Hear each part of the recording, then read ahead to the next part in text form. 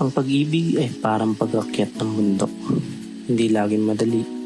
Madalas nakakahingal, pero hanggat magkahawak kamay, sigurado makakarating sa tuktok. Ngayon, samahan niyo kami sa isang DIY adventure dito sa Mount Sembrano, Pililla, Rizal. Mula sa masukal na gubat hanggang sa mahangin na grasslands, susubukin ng aming tatag ng loob ng 3 to 4 hours na hike. Pero ang kapalit, isang 360-degree view mula sa lupa ng Laguna de Bay mula sa taas na 745 meters above sea level. Kaya't samahan nyo kami at sabay-sabay tayong mamangha sa ganda ng Mount Sembrano at kung ano nga ba ang i-expect ninyo sa pag-aakyat dito.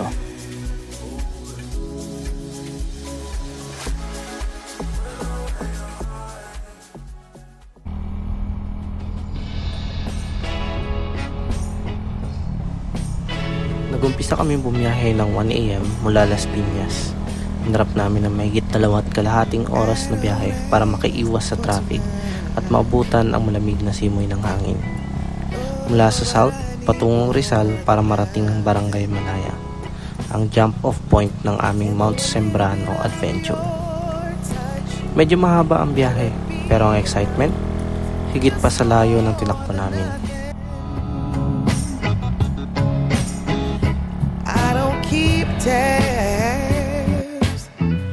But I can tell.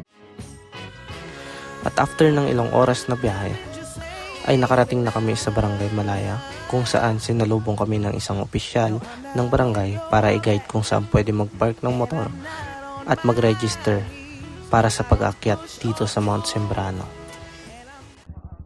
Chief, good morning. Saan po magre-register para sa Mount Sembrano?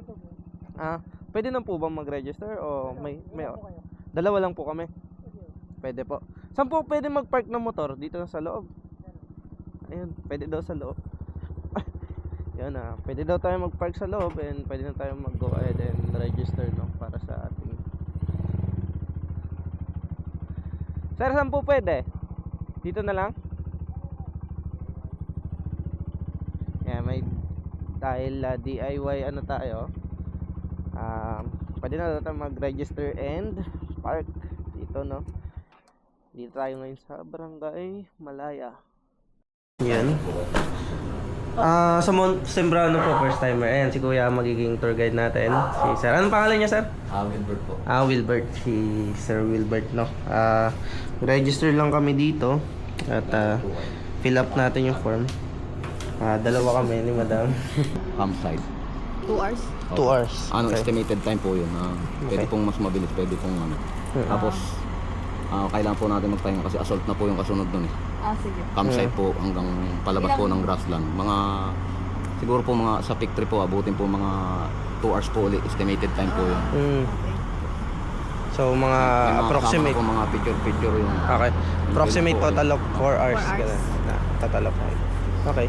So, start na kami ng hiking. 3:31 AM.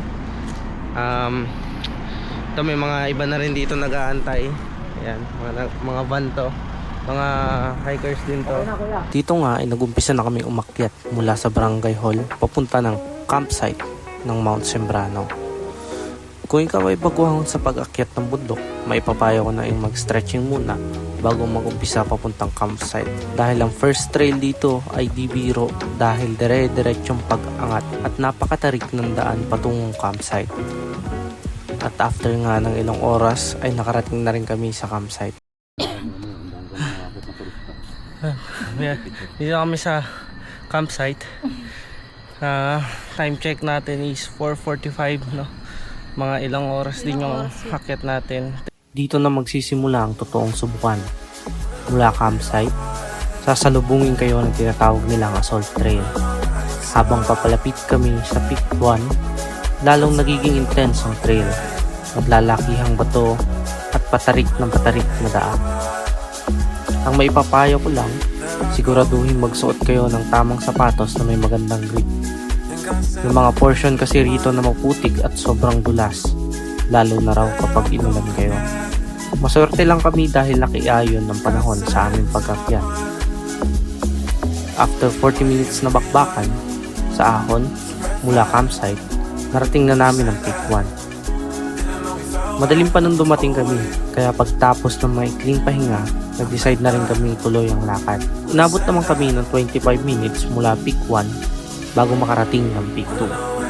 Dito, nagsisimula ng magliwanag ang paligid, sakto para sa ilang mabilisang pictures.